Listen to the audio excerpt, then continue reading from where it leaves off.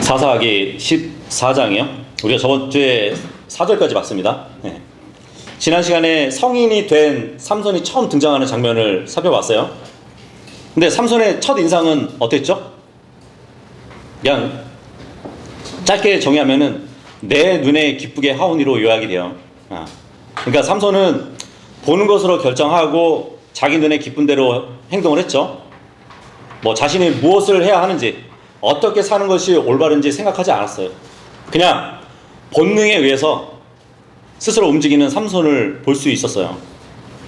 근데 이런 삼손을 딱 보면은 길들여지지 않은 야생동물에 또 비유할 수 있겠죠. 그죠? 야생동물 같은 경우는 강한 힘을 가지고 있잖아요. 그래서 사람이 잘 쓰려면은 그 동물을 잘 길들여야 돼요. 그죠? 잘 길들여지면 사람에게 유익하고 크게 쓰임을 받을 수 있어요.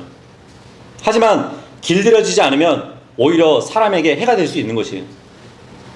뭐 길들여진다는 것, 이것은 주인이 원하는 것을 하고 또 주인의 뜻에 따라 행동하고 주인의 말을 잘 듣는 것을 말하잖아요.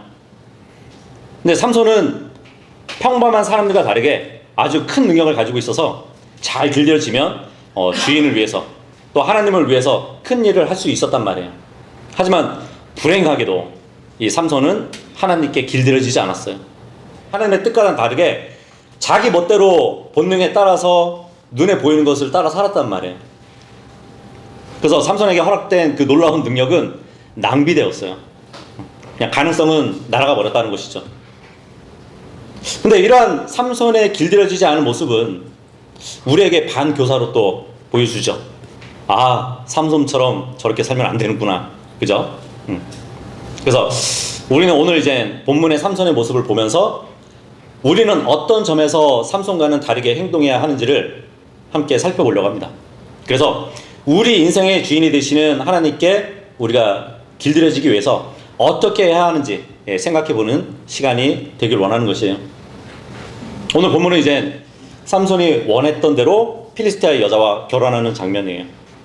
근데 그 과정에서 벌어지는 사건들이 14장에서 15장 그 걸쳐서 기록이 되어 있거든요.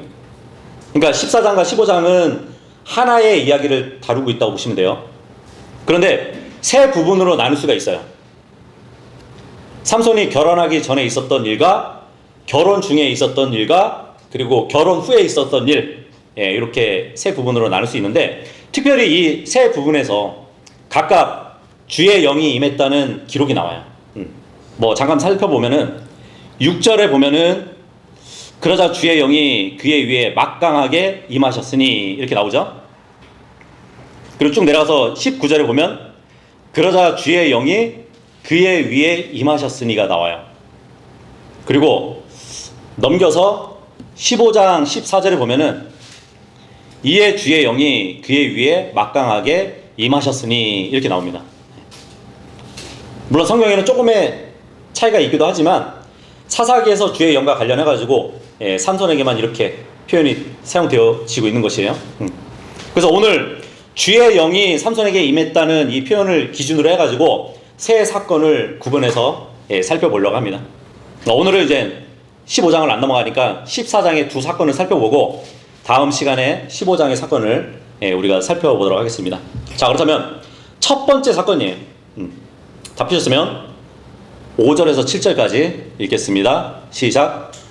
그때 삼손과 그의 아버지와 그의 어머니가 팀낫으로 내려가서 팀낫의 포도원들에 이르렀더라. 그런데 보라, 젊은 사자가 그를 대적하여 포효하였더라. 그러자 주의 영이 그의 위에 막강하게 임하셨으니 그가 마치 새끼 염소를 찢듯이 그를 찢었는데 그는 자신의 손 안에 아무것도 가지고 있지 아니하였더라. 그러나 그는 그의 아버지나 그의 어머니에게 자신이 한 일을 알리지 아니하였더라. 그리고 그가 내려가서 그 여자와 대화하였더라. 그런데 그녀가 삼손을 매우 기쁘게 하였더라. 삼손은 이제 그의 부모와 함께 두 번에 걸쳐서 팀낫으로 내려갑니다. 먼저는 필리스티아 여자에게 청혼을 하려고 팀낫으로 내려갔었잖아요. 이제는 필리스티아 여자와 결혼하기 위해서 팀낫으로 내려가는 것이에요. 근데 전에는 삼손 혼자서 팀낫에 내려갔었거든요. 근데 이번에는 부모와 함께 팀낫으로 내려갔어요. 그러니까 삼손의 부모는 결국 삼손의 고집을 꺾지 못하고 이기지 못하고 결혼을 허락한 것이에요. 근데 삼손이 이제 팀낫으로 내려가다가 포도원에 이르렀는데, 우리가 알잖아요. 나실인이 포도원에 가는 것은 좋은 일일까요? 아니죠. 좋지 않은 일이에요. 왜냐하면 나실인에게 어울리지 않는 곳이 포도원이란 말이에요. 그래서 삼손이 포도원에 가는 것은 어떻게 보면 유혹에 자신을 노출시키는 일이라고 볼 수 있겠죠. 자, 그런데 삼손이 포도원에 딱 이르렀을 때 그곳에서 뜻밖의 사자를 만나게 돼요. 근데 그 사자가 어떤 사자라고 나오죠? 젊은 사자래요. 젊은 사자 하면은 힘이 센 사자를 얘기하겠죠. 그죠? 그리고 그 젊은 사자가 포효를 한대요. 으르렁 부르짖는다는 얘기잖아요. 근데 참 재밌는 말씀이 시편 104편 21절에 보잖아요. 거기 보면 젊은 사자들이 자신들의 먹이를 쫓아가며 포효한다는 말씀이 있어요. 그러니까 이 사자가 포도원 근처에 온 것은 뭐 포도서리를 하려고 온 것은 아니었을 것이에요. 그죠? 이 젊은 사자는 자신이 삼킬 수 있는 자를 찾아서 두루 다니다가 삼손을 만나게 된 것이에요.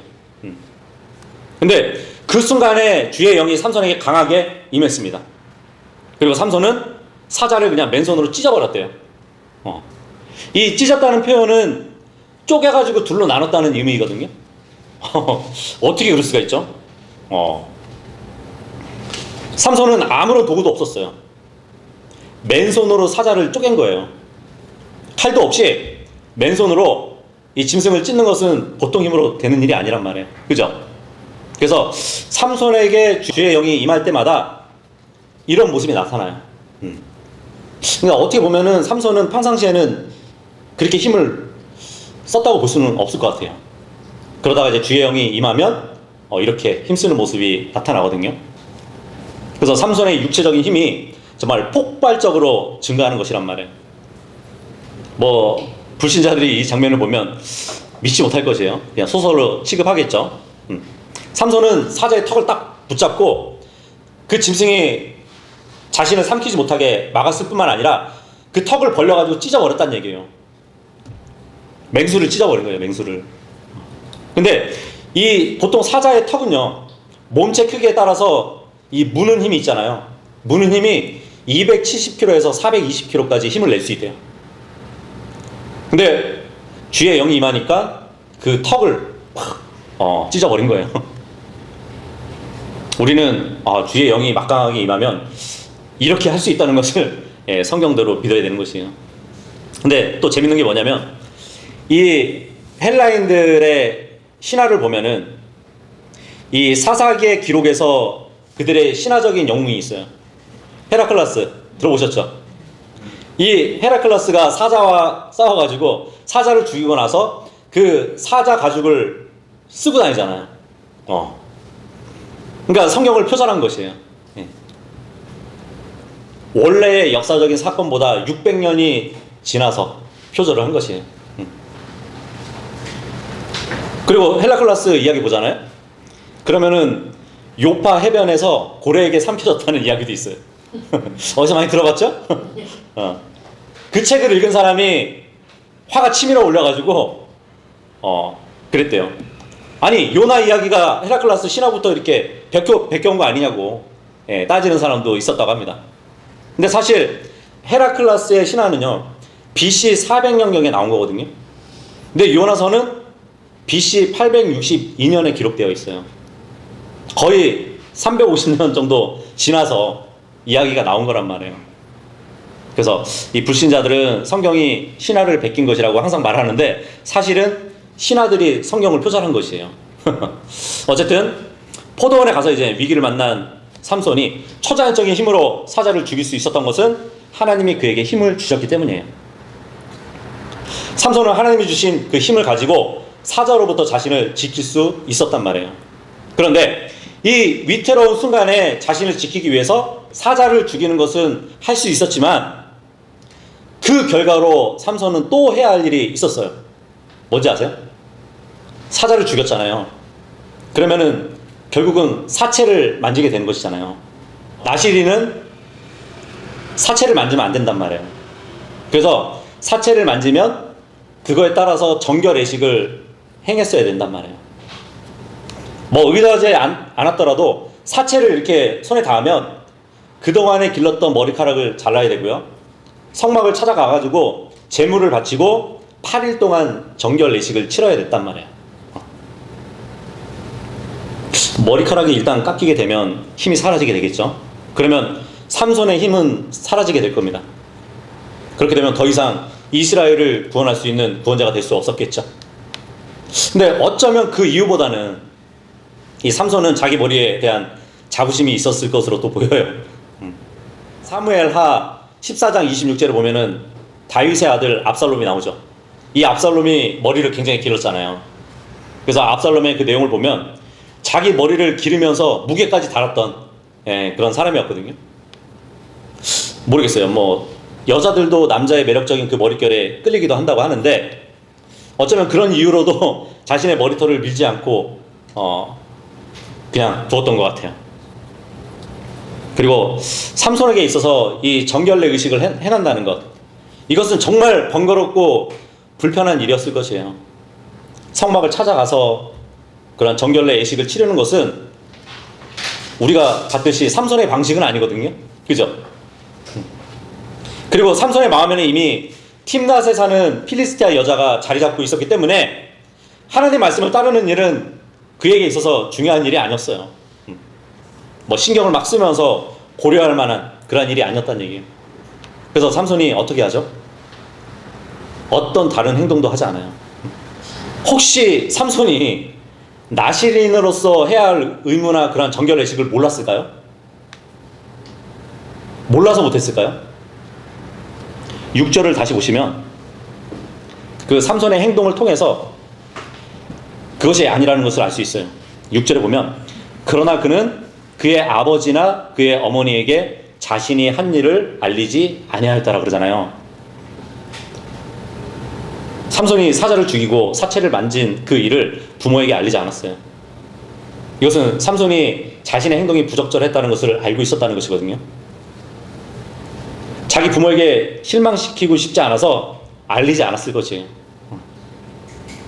그리고 삼손의 부모가 삼손이 사자를 죽인 그 사실을 전혀 몰랐다는 것은, 그러니까 삼손이 혼자서 포도원에 들어갔다는 것을 또 알 수 있죠. 삼손이 부모와 함께 포도원을 지나는데 사자가 달려든 것이 아니에요. 삼손은 부모 몰래 포도원으로 들어가가지고 사자를 만난 거예요.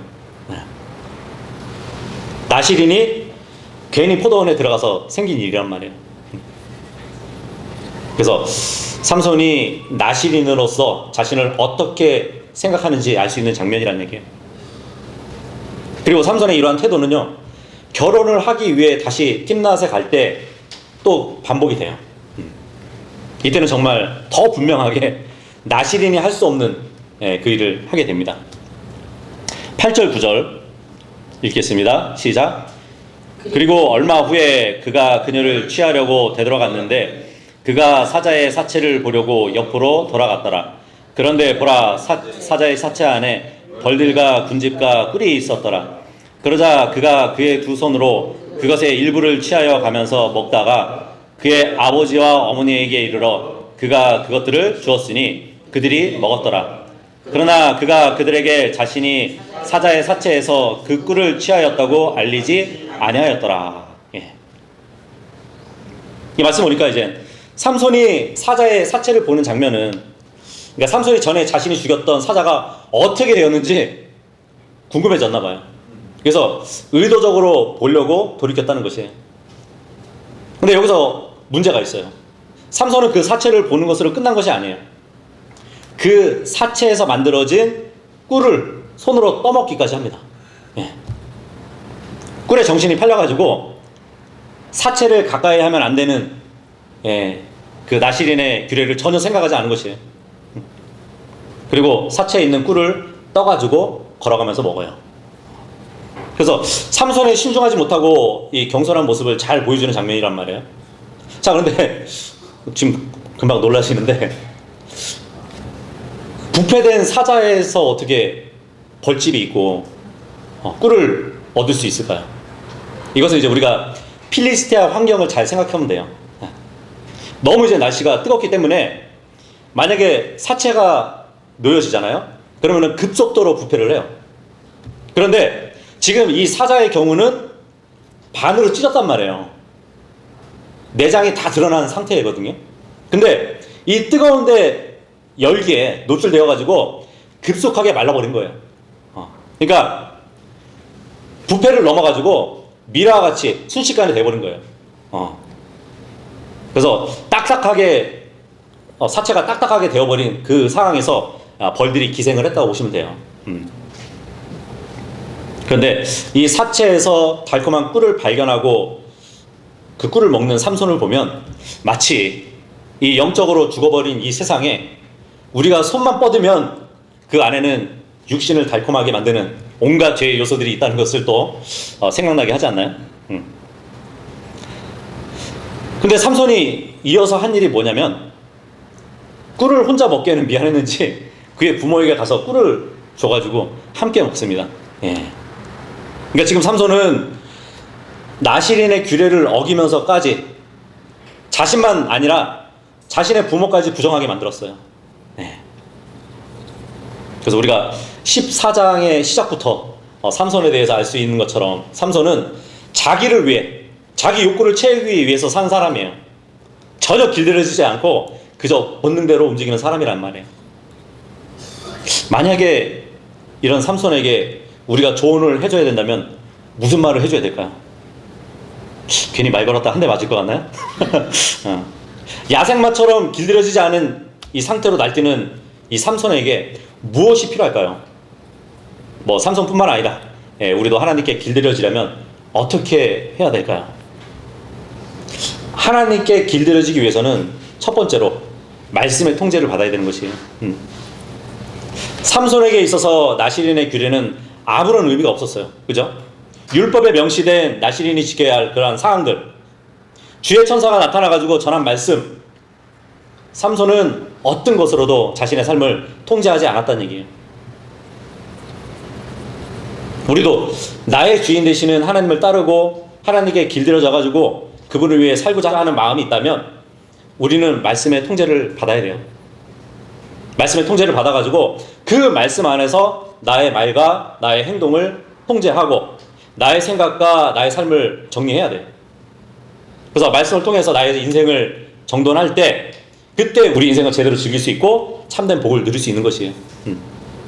그래서 우리는 말씀의 통제를 받을 때 진짜 자유를 경험할 수 있는 것이거든요. 우리 삶에서 하나님의 다루심을 받아야 할 부분이 있다면 말씀을 통해서 통제를 받으시기 바랍니다. 하나님께 길들여져가지고 말씀으로 통제받는 그 인생이 행복한 인생이에요. 그런데 삼손은 말씀으로 통제되지 않은 삶을 살았어요. 근데 어떻게 이런 삼손이 이스라엘의 판관일까요? 그래서 이 본문의 두 번째 사건이 그 계기가 된다고 보시면 되거든요. 두 번째 사건은 결혼 중에 삼손에게 있었던 일입니다. 10절 11절 시작. 그렇게 하여 그의 아버지가 그 여자에게 내려갔더라.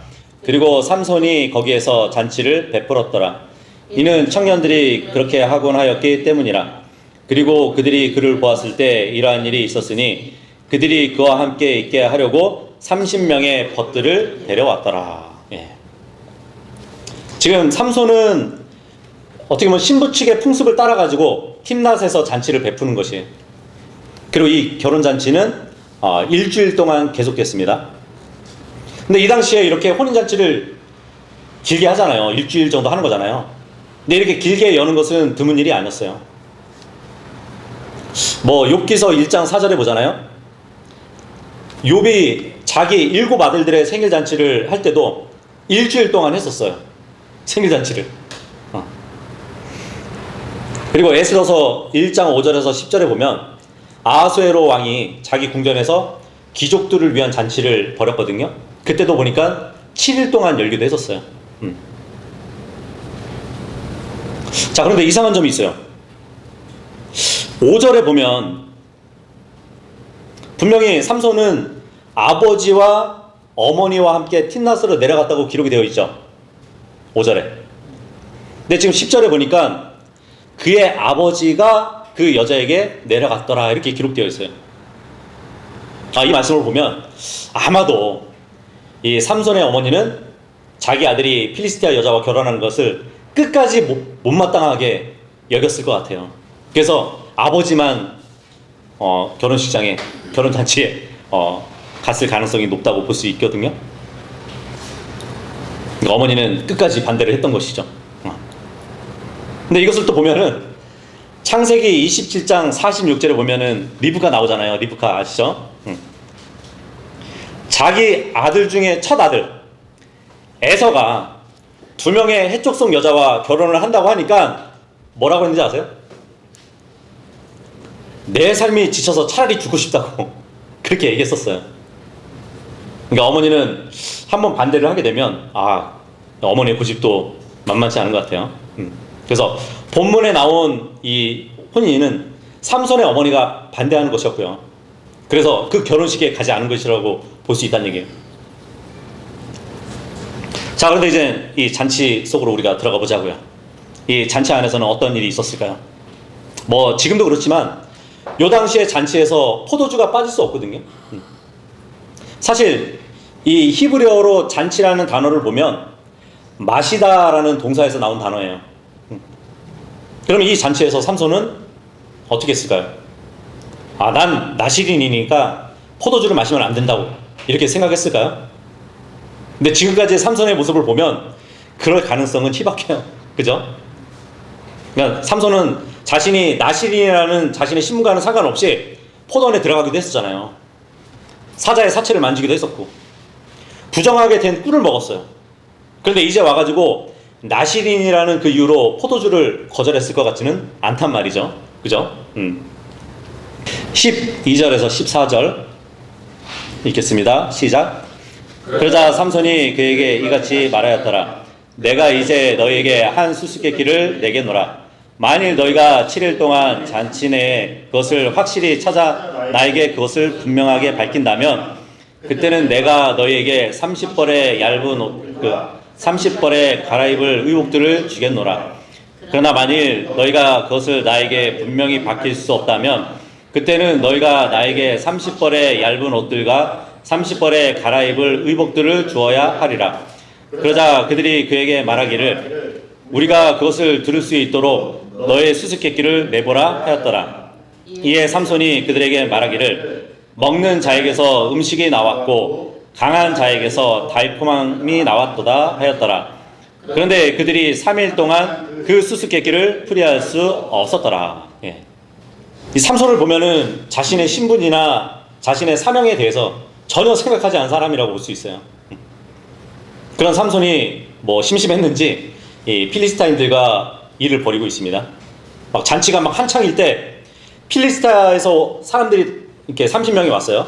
그 잔치에서 이제 삼손이 그들에게 수수께끼를 냅니다.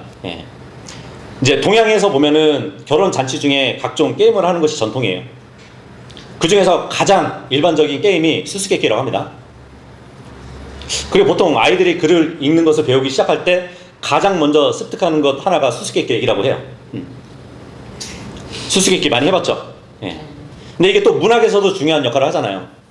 이 헬라 신화에 보면은 유명한 스핑크스의 수수께끼 이야기가 있죠.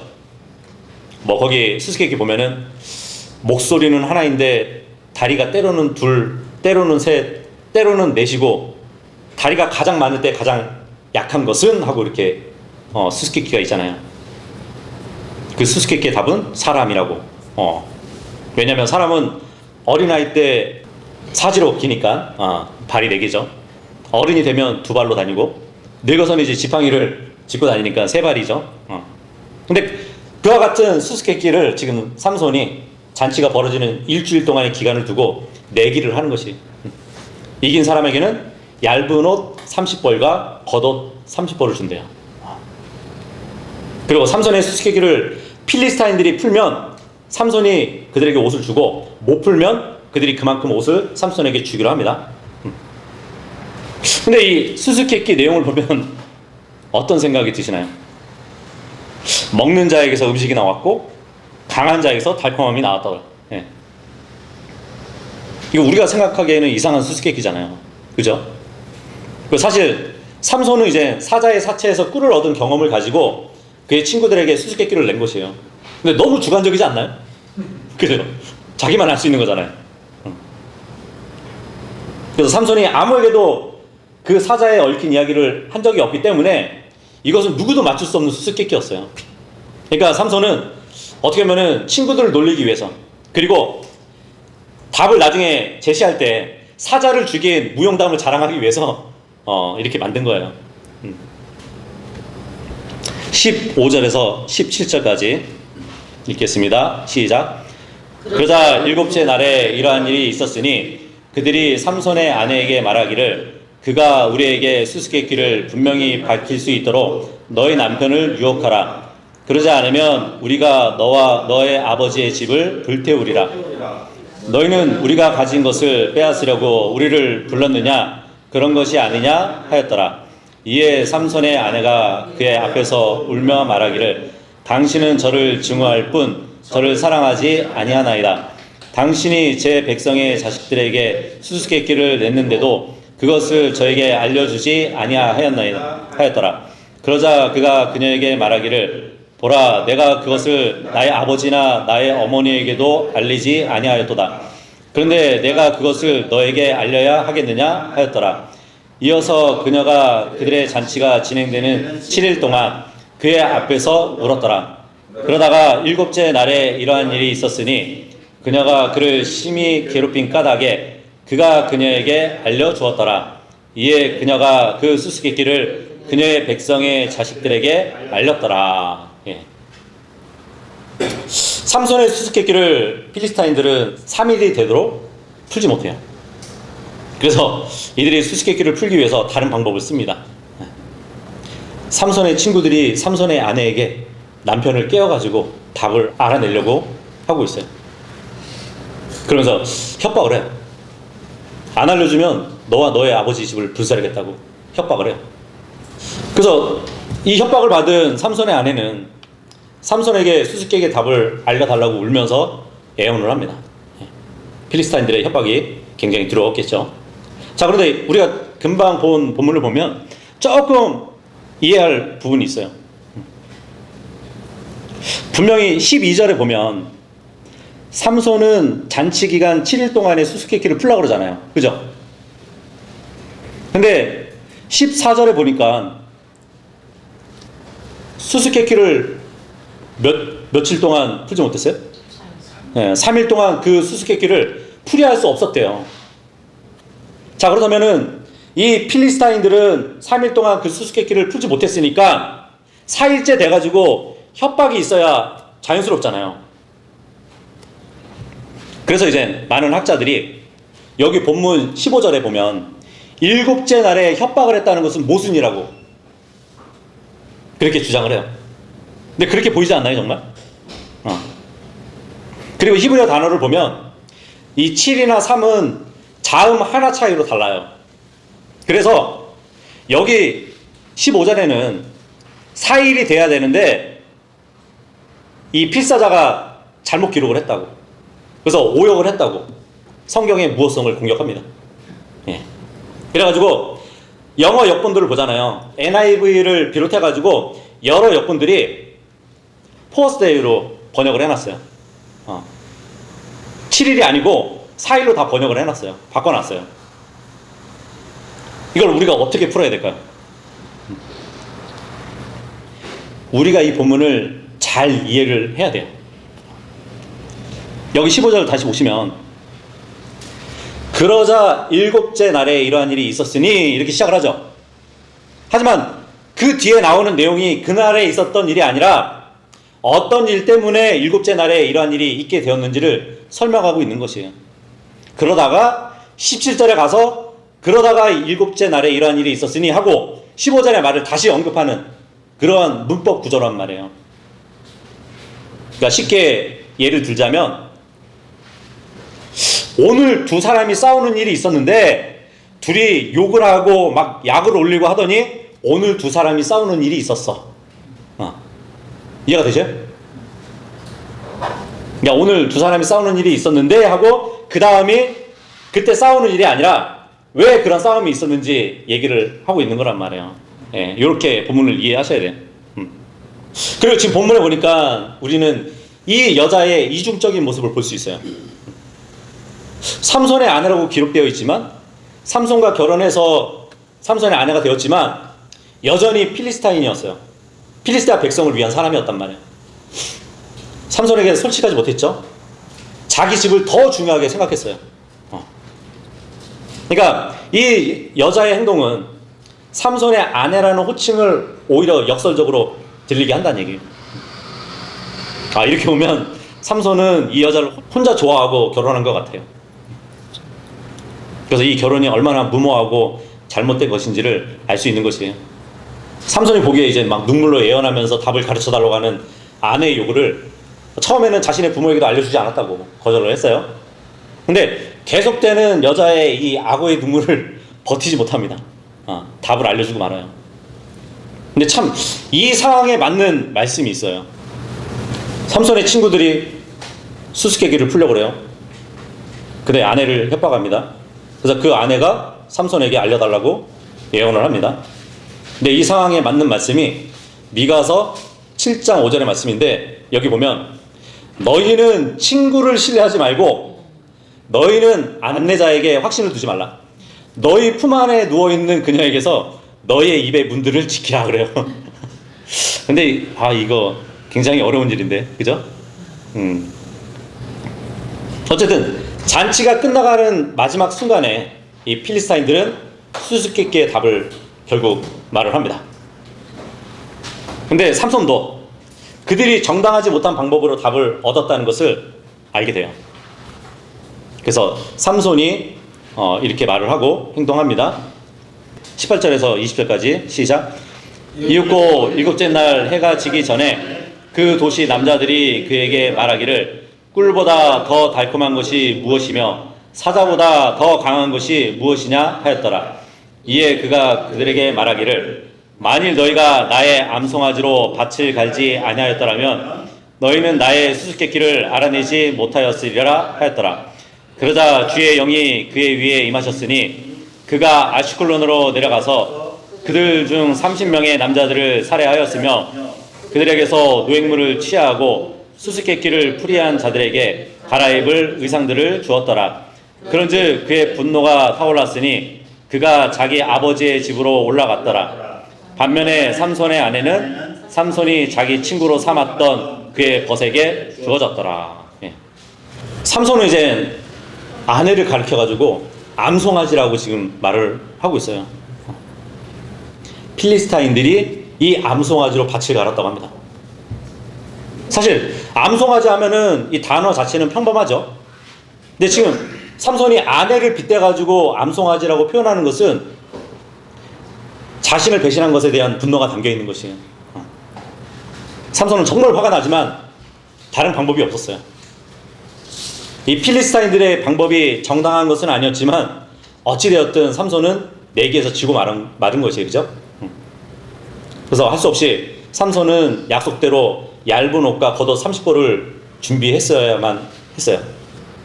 삼손이 생각한 방법은 다른 사람의 옷을 빼앗는 것이었어요.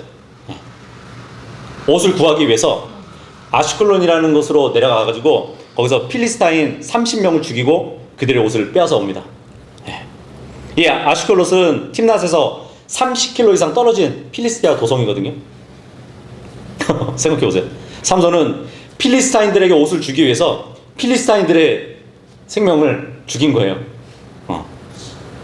이것이 삼손이 이제 필리스타인들을 죽인 첫 번째 사건입니다. 근데 여기서 중요한 것은 이 승리가 이스라엘이나 삼손이 속한 반지파를 위한 싸움이 아니라는 것이에요. 그죠?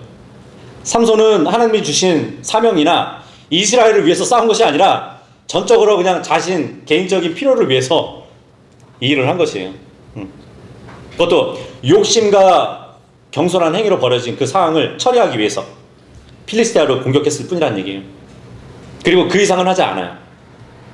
그래서 삼손이 필리스타인들을 쳤지만 이스라엘이 구출되지는 않았습니다. 그래서 이 사건을 시작으로 이제 삼손은 모두 개인적인 이유로 필리스테아를 공격을 하게 돼요. 물론 이러한 삼손의 행동에 주의 영이 임했고 주의 능력이 주어졌어요. 하지만 그렇다고 해서 삼손의 행동이 정당화되는 것은 아니란 얘기예요.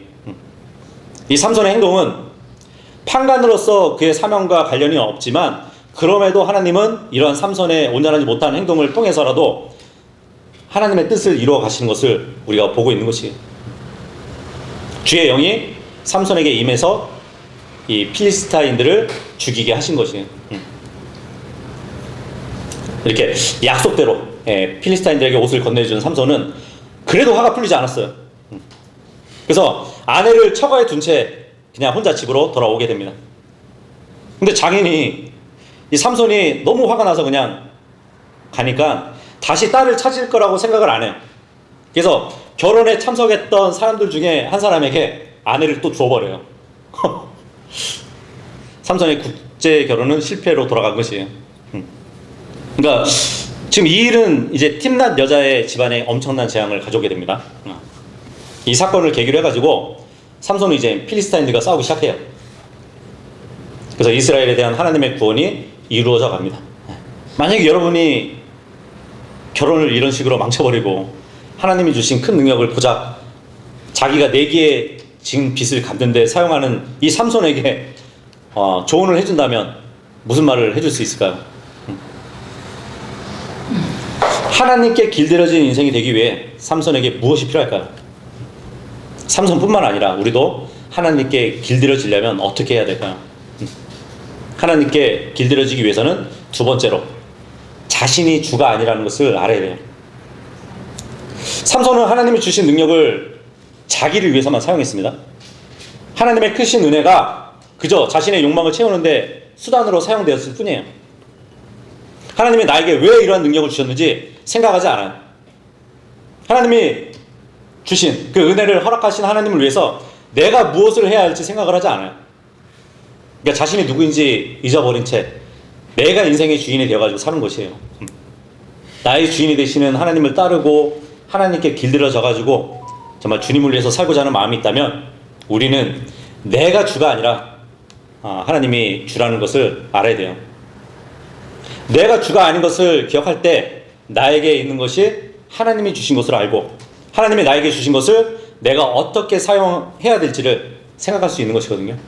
내가 주인이 아니니까 나의 힘, 나의 시간, 나의 재능, 나의 물질, 나의 능력, 나의 인생, 나의 생명까지도 모두 주님의 것이라고 생각을 하고 살아야 되거든요.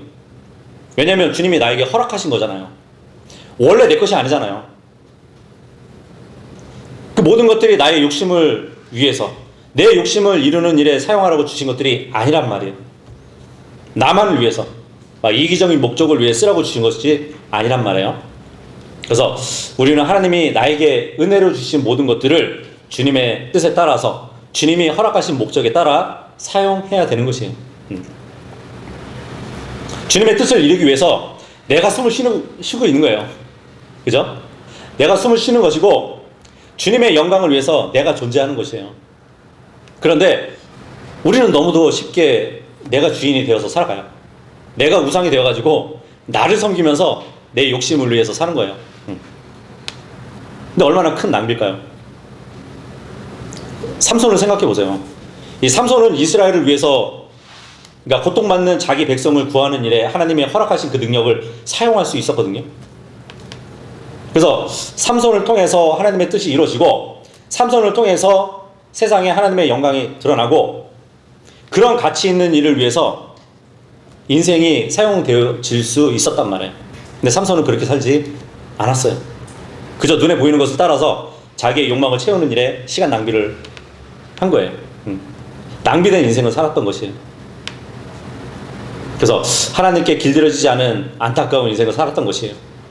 누구보다 큰 가능성이 있고 큰 능력을 가지고 있었는데 길들여지지 않아가지고 그 인생이 말씀에 의해 통제되지 않아서 본능대로 살았고요. 자신이 주인이 돼가지고 하나님을 삶에서 인정하지 못하고 자기가 주인이 되어서 살았다는 얘기예요. 자기 욕심을 위해서 하나님께 받은 은혜를 낭비하면서 살았어요. 우리는 어떤가요? 네.